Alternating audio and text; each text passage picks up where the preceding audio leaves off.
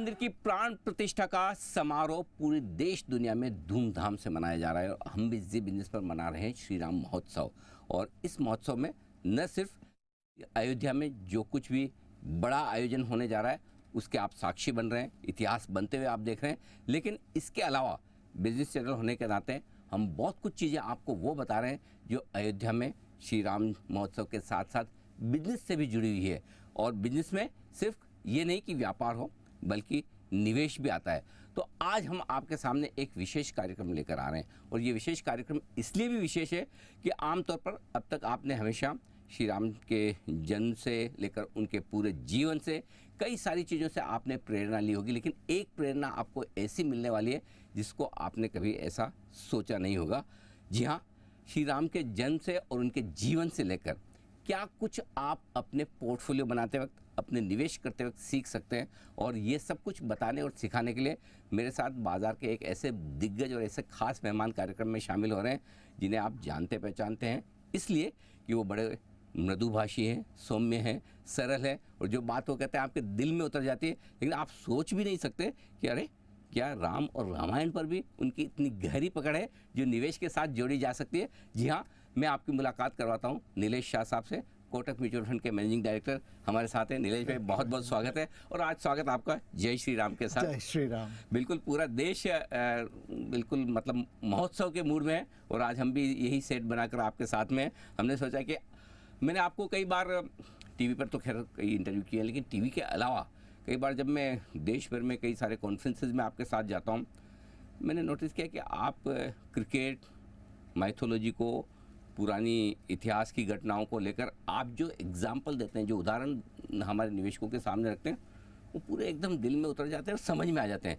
तो मैंने आपसे रिक्वेस्ट की और आप इस खास मौके पर हमारे साथ जुड़े। तो आज मेरे आपसे जो सवाल होंगे वो बिल्कुल अलग तरह के होंगे बिल्कुल पूरी तरह से प्रभु श्री राम के जीवन पर और रामायण से हम क्या कुछ सीख कर एक बेहतर इन्वेस्टर बन सकते हैं या फिर आपको एक अच्छा फंड मैनेजर बनने में इन सारे चीज़ों ने किस तरह से मदद की वो ज़रा समझाइए। और शुरुआत में करता हूँ इसी बात से कि महर्षि वाल्मीकि थे, उन्होंने रामायण की पूरी रचना की, उनसे एक महर्षि से जो उन्होंने पूरी की पूरी रचना की क्या कुछ सीखा जाए। अनिल भाई, वाल्मीकि पहले वालिया डाकू थे, पंडित थे और वो कई कुकर्म करते थे। फिर वहाँ से एक दिन जिंदगी में ट्रांसफॉर्मेशन हुआ और वो महर्षि वाल्मीकि बन गए और पूरी दुनिया को रामायण की रचना मिली। स्टॉक मार्केट में भी कुछ ऐसा ही होता है। जिस दिन प्रमोटर वालिया डाकू से वाल्मीकि साधु बन जाए तो स्टॉक सबसे अच्छा रिटर्न देता है। बट हमें एक बात याद रखनी है कि बहुत कम लोग वालिया से वाल्मीकि बन सकते हैं, बट जब बन जाते हैं तो रामायण जैसी सुंदर रचना मिलती है। पोर्टफोलियो में भी उसी तरह का रिटर्न आ सकता है। मतलब ये हर एक प्रोमोटर के लिए ज़रूरी है कि आप कुछ अच्छा, कुछ बेहतर करने के लिए अपने आप को बदलने के लिए तैयार हैं। यस। तो ये बदलाव जो आपने देखा कि किस तरह से महर्षि वाल्मीकि बने और उन्होंने रामायण जैसी रचना की जो आपके हमारे सबके सामने आई। अब कुछ रामायण के बड़े उदाहरण हैं जिसके बारे में मैं आपसे बातचीत करूंगा और मैं जानने की समझने की कोशिश करूंगा कि किस तरह से उसे हम हर रोज़ या फिर हमारे निवेश की यात्रा में इसे उतारें। एक बड़ा उदाहरण जो आता है वो हनुमान जी को लेकर आता है कि भाई जब लक्ष्मण मूर्छित थे युद्ध में और कहा गया है कि संजीवनी चाहिए, तो संजीवनी के लिए हनुमान जी को बताया गया, पुकारा गया कि भाई लाइए, और वो संजीवनी के बजाय पूरा का पूरा पहाड़ उठा लाए। इससे क्या शिक्षा मिलती है? लक्ष्मण जी को जीवित करने के लिए सिर्फ संजीवनी काफ़ी थी। हनुमान जी तो ज्ञानी थे, लेकिन जब उन्हें डाउट आया, कन्फ्यूजन हुई, तो पूरा का पूरा पहाड़ लेके आए और वेदराज के सामने रख दिया। कई बार आपको भी निवेश में पूरा पहाड़ उठाना पड़ता है, जबकि उस पूरे पहाड़ में सिर्फ एक संजीवनी आपके लिए काम में आएगी। ये पहाड़ उठाने की जो मेहनत है वो बहुत ज़रूरी है अगर आपको संजीवनी प्राप्त करनी है। अगर आप ये सोचे कि नहीं, मैं एक ही बार निवेश करूं और सीधा संजीवनी जैसा स्टॉक उठा लूं जो किसी मूर्छित व्यक्ति को जिंदा कर दे तो वो नहीं होता।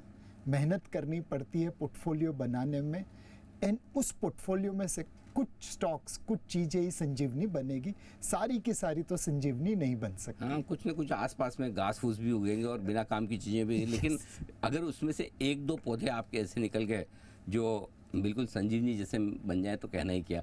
ये बहुत इंटरेस्टिंग बात बताई कि आप एक अच्छा पोर्टफोलियो बनाएं। लेकिन एक और चीज़ है, आमतौर पर अगर मैं राजा हूँ तो मैं हमेशा ये चाहूँगा कि मेरा राज्य लंका जैसा हो, मतलब कर्मों के हिसाब से नहीं, लेकिन वैभव के हिसाब से, कि सोने की लंका, लंका को हमेशा सोने की कहा जाता है। तो लंका वालों ने कुछ तो, नीलेश भाई, बहुत बड़े पैसे बनाए होंगे ना, कैसे? वाल्मीकि जी ने तो ये लिखा नहीं है, बट मैं अपना अनुमान लगा सकता हूँ कि जो रावण की लंका थी उसमें लोग कुंभकर्ण जैसे निवेशक थे। अच्छा। पैसा लगाते थे, 14 साल के लिए सो जाते थे और फिर 14वें साल पे जाग के देखते थे क्या रिटर्न बना। मे बी अयोध्या के जो निवासी थे वो डे ट्रेडर थे, सुबह देखा शाम को किया, वैसा काम कर रहे थे। लिमिटेड पॉइंट यही है कि निवेश के लिए लंबी अवधि देना बहुत ज़रूरी है, एंड अगर आप सही स्टॉक लेके उसे सही समय दे पाए, अच्छा समय दे पाए, तो सोने की लंका खड़ी करने में देर नहीं लगती। बिल्कुल, लेकिन ये है कि आपको समय देना पड़ेगा। अगर आप सोचो कि रातों रात लंका खड़ी हो जाए और वो भी सोने की, तो ये बड़ा मुश्किल, और तो मुश्किल है। सोने से एक चीज़ और ध्यान में है कि रामायण की शायद शुरुआत ही, जो टर्निंग पॉइंट जिसे आप कह सकते हैं, वो ये था कि सीता माता ने सोने का हिरण देख लिया और वहाँ से उनका हरण हुआ और उसके बाद ये सारा पूरा लंका वाला मामला चला। तो क्या इस इंसिडेंट से कुछ इन्वेस्टर्स सीख सकते हैं? डेफिनेटली। सीता माता भी एक सोने के मृग को देख के मोहित हो गई। निवेशक भी कई बार उसी तरह लालच में फंस जाता है, उसे भी दूर झाड़ियों में छुपा हुआ मृग देखता है और वो लालच में आ जाता है, मोह में आ जाता है। एक निवेशक के लिए बहुत ज़रूरी है कि अपने लालच और भय दोनों के ऊपर काबू रखे, मोह में भी नहीं आए, माया में भी नहीं बंधे, अलिप्त भी रहे। आप रैशनल डिसीजन तब ले पाएंगे जब आप अलिप्त रहे। अगर आप मोहित हो गए, मोह माया में बंध गए, तो फिर रैशनल डिसीजन लेना मुश्किल है। यानी कि तो सीता माता की जो मृग की तृष्णा थी, इच्छा थी, उससे हमें ये सीख मिलती है कि अपनी लालच और भय दोनों के ऊपर काबू रखें। और एक चीज़ ये भी है कि सीता माता को भी लालच आ सकता है, कोई ऐसा सोने का मृग देख के, तो ये बड़ी चीज़। तो वहाँ पर आपको, वो कहते हैं मार्केट में, ग्रीड एंड फियर, यस, इन दोनों को कंट्रोल करना बहुत ज़रूरी है, बहुत ज़रूरी है। लेकिन इसके साथ ही चलिए, देख लिया सोने का हिरण अपनी जगह है, लेकिन अगर लक्ष्मण रेखा पार नहीं करती तो, राइट, भले देख लिया आपने, दूर से देख लिया, हाँ बड़ा इंटरेस्टिंग है, इच्छा होती है आपकी, लेकिन क्या कंट्रोल करना ये ज़रूरी है, और इससे कैसे आप अपने मार्केट के या फिर निवेश में उतारें? लक्ष्मण रेखा एक कंट्रोल था, एक अनुशासन था। अगर उसके दायरे में रहते तो शायद सीता माता का हरण नहीं होता। एक ट्रेडर के लिए, एक निवेशक के लिए भी अपनी अनुशासन में रहना बहुत ज़रूरी है। It is the discipline which makes money, and एक ट्रेडर के लिए उसका जो स्टॉप लॉस है वो उसके अनुशासन है। एक निवेशक के लिए एवरेजिंग अनुशासन है। तो एक ही स्टॉक में ट्रेडर लॉस बुक कर लेता है और इन्वेस्टर एवरेज करता है। जब इसमें रिवर्सल हो जाए, इन्वेस्टर स्टॉप लॉस बुक करने लगे और ट्रेडर एवरेजिंग करने लगे, तो फिर सीता का हरण हो जाता है। तो बिल्कुल ये बड़ी इंटरेस्टिंग चीज़ है कि अगर, मतलब जैसे आपने स्टॉप लॉस नहीं लगाया या फिर आप लक्ष्मण रेखा पार करके गए, तो वहाँ पर मामला ऐसा हो गया कि आपको नुकसान उठाना पड़ा। हर किसी को अपनी मतलब लक्ष्मण रेखा में ध्यान में रहना चाहिए कि भाई मुझे इतना ही पोजीशन बनाना है, इतना ही पैसा इक्विटी में लगाना है, इतना ही एसेट एलोकेशन करना है, इतनी ही रिस्क वाला लेना है। तो क्या ये सोच समझ के करना बहुत ज़रूरी है? ये बहुत ही ज़रूरी है। एंड कई बार लोग अपना पूरा समय दे देते हैं उस स्टॉक को देखने के लिए जो 10 बैगर, 20 बैगर, 100 बैगर बनेगा। बट जब वो मौका आता है तो बहुत कम पैसा लगाते हैं. When opportunity comes, you should be loading on it. हमारे में कहावत है कि जब लक्ष्मी चांदला करने आए तो आप मुंह धोने नहीं जाते हैं, तब आप मुंह आगे कर लेते हैं कि तिलक कर ले. बराबर है. तो वैसे ही जब आपके पास पैसे बनाने की अपॉर्चुनिटी आए तो आप कितना पैसा लगाते हैं उसके ऊपर से आपके पोर्टफोलियो की रिटर्न तय होती है. हमने कई बार देखा है कि लोग अपॉर्चुनिटी के समय 1 रुपया 2 रुपया लगाते हैं और बाकी का 90 रुपया 98 रुपया वैसे ही पड़ा रहता है. तो ये अनुशासन एक निवेशक के लिए, एक ट्रेडर के लिए बहुत ज़रूरी है. अच्छा, इसमें एक चीज़ और है कि रावण, जिसे हमेशा माना जाता था कि बड़ा ज्ञानी है, पंडित है, पंडित कहा जाता था, और उन्होंने भी भगवान की बड़ी पूजा आराधना की और उसके बाद शक्तियाँ प्राप्त की. लेकिन कहीं कहीं उन्होंने भी गलती की कि सीता माता का हरण किया. एक लालच था, हरण किया, और दूसरा हरण करने के बाद क्या कहीं उसके पास गलती सुधारने का मौका था? यदि था तो इससे ट्रेडर और इन्वेस्टर्स क्या सीखे? एक चीज़ है कि रावण की लंका इसलिए टूटी बिकॉज उसका अभिमान काम में आ गया. एक कहावत है, अभिमान तो राजा रावण नु पण नहीं टक्यो. अभिमान तो राजा रावण का भी नहीं टिक पाया था. एक ट्रेडर के लिए, एक निवेशक के लिए, एक फंड मैनेजर के लिए ईगो बहुत नेगेटिव चीज़ है. ये मार्केट एक ऐसी मार्केट है जहाँ पे बड़े बड़े धुरंधर ज़मीन पे आ जाते हैं जिस दिन उसमें अभिमान आ जाता है. मैं फंड मैनेजर हूँ, मुझे मालूम है मेरा स्टॉक नीचे नहीं गिर सकता. जिस दिन मैंने वो अभिमान किया, मेरी बैंड बच गई. बिल्कुल उसी तरह ही एक ट्रेडर को अपना ईगो छोड़ देना पड़ेगा. अगर रावण ने स्टॉप लॉस लगा दिया होता तो नुकसान शायद होता, बट पूरी लंका तुष्ट नहीं हो जाती, खत्म नहीं हो जाती. आपको अपने अभिमान पे काबू रखना बहुत ज़रूरी है. जब राजा रावण का अभिमान नहीं टिका तो हम तो किस खेत की मूली है. मतलब एक चीज़ बहुत इंटरेस्टिंग की आपने कि अगर स्टॉप लॉस लगा लेता है, यानी कि अगर आपने, ठीक है, आपको पता चला कि आपने गलती तो कर दी. क्योंकि देखिए, जब रावण सीता माता को लेकर लंका पहुंचे तो उनकी पत्नी मंदोदरी और सबने समझाया कि भाई तुमने गलत काम किया है. करेक्ट. अगर उसी समय लौटा देते सर सम्मान तो थोड़ी सी इज्जत जाती थी शायद, थोड़ी सी. लेकिन वो थोड़ी सी इज्जत वाला जो ईगो था, उस चक्कर में उन्होंने पूरे लंका का सत्यानाश कर दिया. तो ये क्या वाकई में ट्रेडर्स को ये चीज़ समझनी चाहिए कि क्या आप छोटा सा स्टॉप लॉस लगाकर अपने पोर्टफोलियो को बचा सकते हैं, या बजाय इसके कि पूरी की पूरी आपकी संपत्ति साफ हो जाए? एकदम सही कहा अनिल भाई. हमारे यहाँ पे अगेन एक कहावत है, हारियो जुगारी बमणु रमे. जब आप हार रहे तो डबल करते हैं. अब वो डबल करने के चक्कर में आपकी पूरी तबाही हो जाती है. हमने कई बार देखा है अच्छे अच्छे ट्रेडर एक गलत ट्रेड के ऊपर इतना पैसा लगा देते हैं कि वो बर्बाद हो जाते हैं. करेक्ट. कई बार लोग फ्यूचर्स एंड ऑप्शंस में ट्रेडिंग करते हैं विदाउट रियलाइजिंग कि इसमें कितना लेवरेज है. जब पैसा आ रहा है तो अच्छा दिखता है, जब पैसा जाता है तो बहुत बुरा लगता है. एक 2000 का किस्सा है ये. सायन में गुरु कृपा करके बहुत फेमस होटल है, उसके समोसे बहुत अच्छे, कॉर्नर पे एकदम. कॉर्नर पे. उसके सामने एक ऑल विमेन के लिए स्टॉक ब्रोकर ने दुकान खोली थी. अच्छा. तो सायन जैन सोसाइटी और उसके आसपास के जो लोग थे वो लोग वहाँ पे ट्रेडिंग करते थे.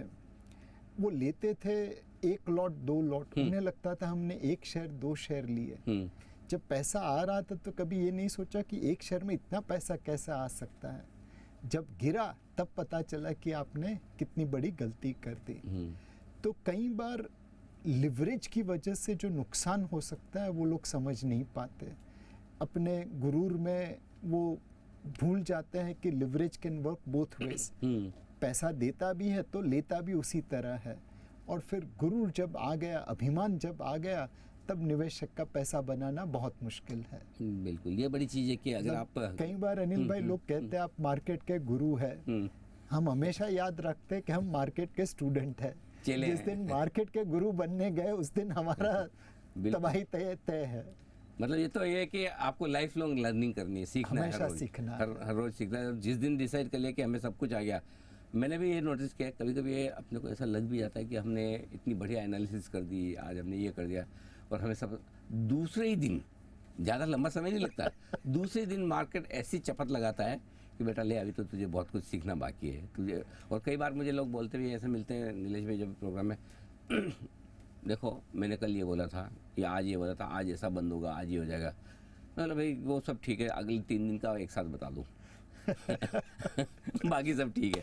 तो वो पता चल ही जाता है। एक और इंटरेस्टिंग चीज़ है जो शायद रामायण में भी थी और कुछ हद तक महाभारत में भी, जो मैं आपसे जानना चाहता हूँ कि आप किसकी संगत में हैं, इससे भी बहुत कुछ फ़र्क पड़ता है, राइट? कि आपके दोस्त लोग कौन है, आपके एडवाइज़र कौन है। जैसे राम के साथ आपके सुग्रीव हुआ करते थे या हनुमान हुआ करते थे, वहीं रावण के साथ उनके अलग एडवाइज़र थे। तो लाइफ में और साथ ही साथ इन्वेस्टमेंट्स में आपके साथ वालों का कितना महत्व है, ये समझाइए। अनिल भाई, बहुत ज़रूरी है कि आप एक अच्छे सलाहकार को अपनाएं। महाभारत में देखें तो कृष्ण भगवान जब सोए हुए थे तो दुर्योधन और अर्जुन दोनों पहुंच गए उनके पास उनकी सहायता लेने के लिए महाभारत के युद्ध में। दुर्योधन पहले पहुंचा था बट वो श्री कृष्ण के सिर पे बैठा था। अर्जुन बाद में पहुंचा बट वो श्री कृष्ण के पाँव के पास खड़ा था। श्री कृष्ण ने जब आंखें खोली तो पहले अर्जुन को देखा, फिर दुर्योधन को देखा और उन्होंने कहा कि बोलिए, मैं आपको क्या मदद कर सकता हूँ।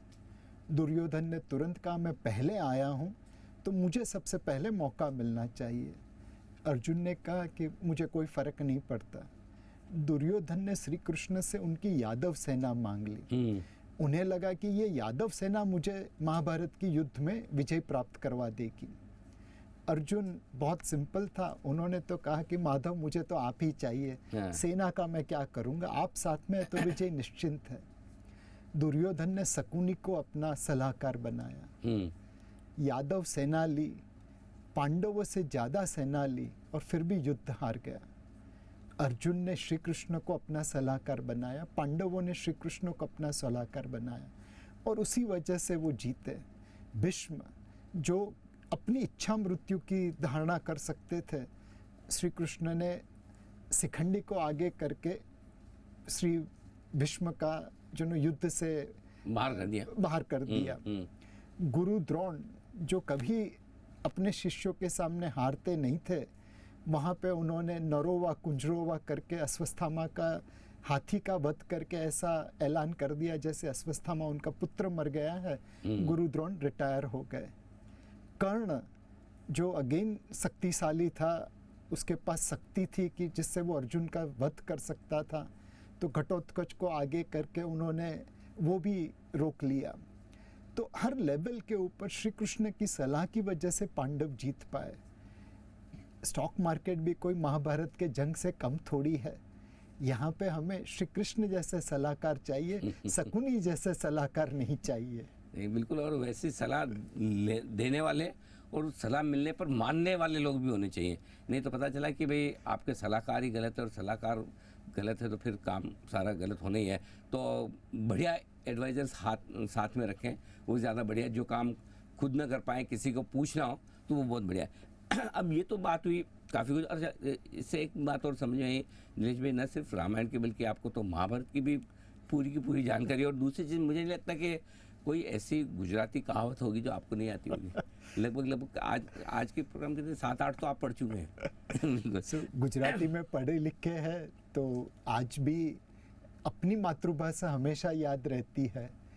कोशिश करता हूँ कि मैं और भी भाषाएं पढ़ सकूँ, लिख सकूँ, बट मातृभाषा ही रहती है। अच्छा, एक और जो मेरा सवाल है आपसे कि रामायण और प्रभु श्री राम के जीवन को लेकर ही है कि भाई भगवान राम, मर्यादा पुरुषोत्तम राम, मतलब जिनके जीवन को मतलब वो कहते हैं कि कहीं कोई कलंक वाली कहीं दूर दूर तक कोई बात नहीं, लेकिन उनके जीवन से भी मार्केट में इन्वेस्टमेंट को, पोर्टफोलियो में इन्वेस्टमेंट को कैसे देखें, उतार चढ़ाव सबकी ज़िंदगी में जो आते हैं उससे कैसे समझा जाए। श्री राम तो प्रभु थे, वो चाहते तो अपनी सारी जीवन की घटनाएं इस तरह कर सकते थे कि कोई उतार चढ़ाव नहीं हो, राजा ही रहते और राज ही करते। बट उन्होंने भी उतार चढ़ाव देखा, जंगल देखा, वनवास देखा, सीता माता से विरह देखा। तो ये दर्शाता है कि अगर राजा राम को, प्रभु श्री राम को भी उतार चढ़ाव देखने पड़े तो हम तो एक छोटे मोटे निवेशक हैं, मार्केट में उतार चढ़ाव तो देखने ही पड़ेंगे। इससे कोई मतलब छुटकारा नहीं है। जैसे अपने कर्मों का फल पाना है वैसे ही मार्केट में उतार और चढ़ाव दोनों देखने पड़ेंगे। मतलब प्रभु श्री राम की जिंदगी में छोटे मोटे से बड़े बड़े करेक्शन दोनों ही आए। Absolutely. बुल मार्केट के छोटे करेक्शन भी थे तो बेयर मार्केट के मतलब बड़े वाले भी के राजा बनते बनते एकदम करेक्शन, जोर से बड़ा करेक्शन आ गया कि आप कहाँ राजा बन रहे हैं, कहाँ जंगल पहुँच गए। जंगल पहुँच के अच्छा खासा चल रहा था कि चलो 14 साल निकाल देंगे शांति से, सीता माता निकल गई। युद्ध लड़ने गए तो पता चला कि सब कुछ जीत लेंगे, कर लेंगे, लक्ष्मण एकदम बेहोश हो गए, ऐसा हो गया। मतलब क्या क्या नहीं हुआ लाइफ में। सब कुछ होने के बाद जब वापस अयोध्या आ भी गए तब भी ऐसा लगा कि भाई सब कुछ ठीक है, तो सीता माता को अग्नि परीक्षा देनी पड़ी। तो मतलब जिंदगी में करेक्शन भगवान के भी आते हैं। यस, छोटे भी आते हैं, बड़े भी आते हैं। छोटे और बड़े दोनों साथ ही आएंगे। ऐसे करेक्शन से कैसे निपटना है, ये क्या सीख रामायण से कैसे मिलती है? सो अब अनिल भाई, मार्केट और जीवन दोनों को कंबाइन कर रहा हूँ। लाइफ में 2x2 क्वोशंट होते हैं, भाग होते हैं। पहला श्री राम का क्वोशंट है।